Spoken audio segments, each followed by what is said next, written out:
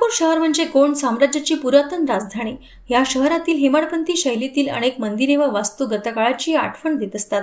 याच काळात थेट पुरातन महाकाली मंदिराची प्रतिकृती असलेले मंदिर म्हणजे गणपती वाडातील खटींच्या गणेशाचे मंदिर। नवसाला पावणारा गणपती अशी याची ख्याती आहे। पुरातन महाकाली मंदिर, अंचलेश्वर मंदिर, शहराचा दगडी परकोट व 4 महाद्वारे ही ओळख आहे गोंडकालीन चंद्रपूर शहराची। गोंड शासकांनी अत्यंत धार्मिक वृत्तीने शहरातील श्रद्धाभाव जागृत ठेवला। याच काळात शहरातील गजबजलेल्या वस्तीत त्यांनी हेमाडपंथी गणपती मंदिराची स्थापना केली। कालांतराने गोंड राजवट लयाला गेल्यावर या मंदिराच्या देखरेखीकडे दुर्लक्ष झाले। याच काळात या भागात राहणाऱ्या खटी परिवारातील एका धार्मिक वृत्तीच्या महिलेने आपल्या जवळील संपत्तीच्या बळावर हे मंदिर पुन्हा उभे केले। म्हणूनच हे मंदिर खटींचा गणपती म्हणून ओळखले जाते। या मंदिरात सुबक अशी चतुर्भुज गणेश मूर्ती आहे। ही गणेश मूर्ती कुणी स्थापन केली याचा दाखला नसला तरी चंद्रपूरची धोरणी गोंडराणी हिराईने याची उभारणी केली असे मानले जाते। चंद्रपूरचे कुलदैवत देवी महाकाली मंदिराच्या शैलीशी या मंदिराचे साधर्म्य आहे, म्हणून हा तर्क खरा वाटतो।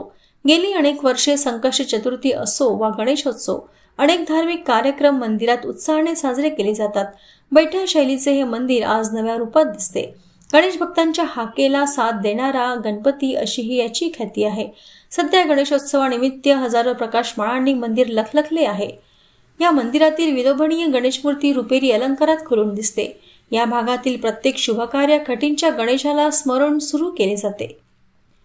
शहराच्या गजबजलेल्या वस्तीतील गणेशाने शहरावरील अनेक विघ्ने दूर सारल्याचे स्मरण इथले ज्येष्ठ नागरिक आवर्जून करतात।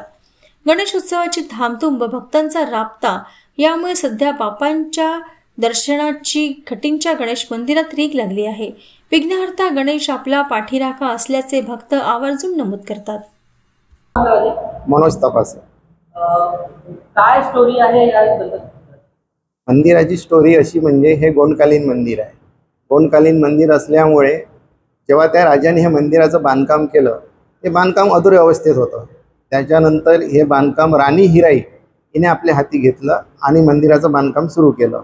कारण राणी हिराईनं म्हणतात की महाकाली मंदिर जे बांधलं त्याच स्वरूपाचं हे मंदिर बांधण्यात आलं आहे। कारण तिचे कळस, त्या मंदिराचे कळस, या मंदिराचा कळस, तिचे मनोरे, या मंदिराचे मनोरे सेम टू सेम आहे। त्याच्यामुळे हे मंदिर तेव्हा बांधण्यात आले। कालांतराने इथे खटी नावाची एक व्यक्ती होती, स्त्री, ती सती गेली।